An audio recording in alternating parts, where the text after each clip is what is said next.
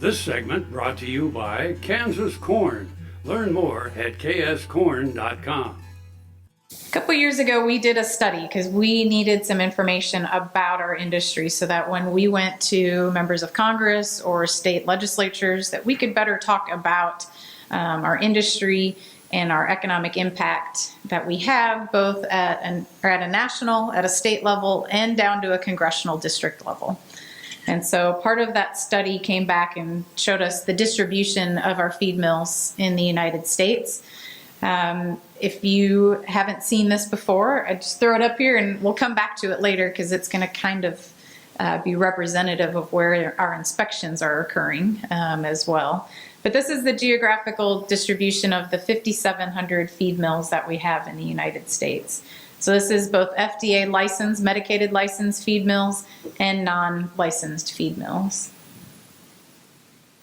And then that same study also did pet food manufacturing. So this may be something people aren't as aware of in our industry, but there is quite a bit here in the Midwest. There's quite a bit up in the Northeast, and then other clusters around the United States. So there is just over 500 pet food manufacturing facilities in the United States.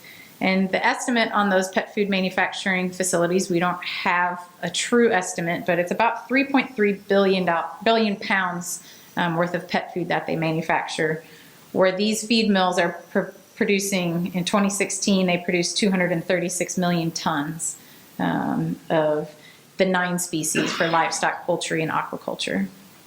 So then the other part of that study was to look at our economic contribution. So you could go to your member of Congress and said, in our district, we represent this many jobs, this much economic impact back to the community, we pay this much in taxes. So we have that data up on our website, again, at a national level, a state level, and down to your congressional district level. So at a national level, the industry that you're in, we represent just under $300 billion of total sales across the entire industry. Now, this is feed and pet food. Just under 1 million jobs, so 944,000 jobs. And the value added that goes to the other industries associated with us is just at $102 billion.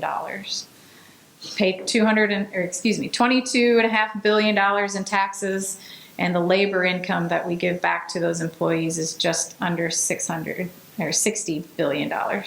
So all of that information is up on our website. It's free for anybody to go grab. I encourage you, if you're meeting with your Chamber of Commerce, if you have anybody coming to visit your facility, pull down those PDFs, share that information. It's something we're going to update on every 3 to 5 year basis so that we can stay relevant. And we're using it every day when we go meet with members of Congress. And when our fly-in occurs, our board members are going to use those information to open up that conversation and really show the impact and why they should care about the feed industry.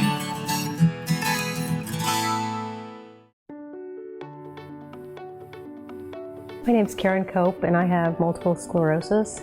When you have MS, on the outside you look great, but you know what's really going on in the inside is chronic body pain, chronic fatigue. And there's lots of days that I'd wake up and say, oh, please God, help me get through this day. You know, after stem cells, Chloe, my youngest daughter, she was asked by my father-in-law, how's your mom doing? And Chloe said, Grandpa, I've never had a mom like this before, because she was 8 when I was diagnosed, and she really had no other memory of me but being sick.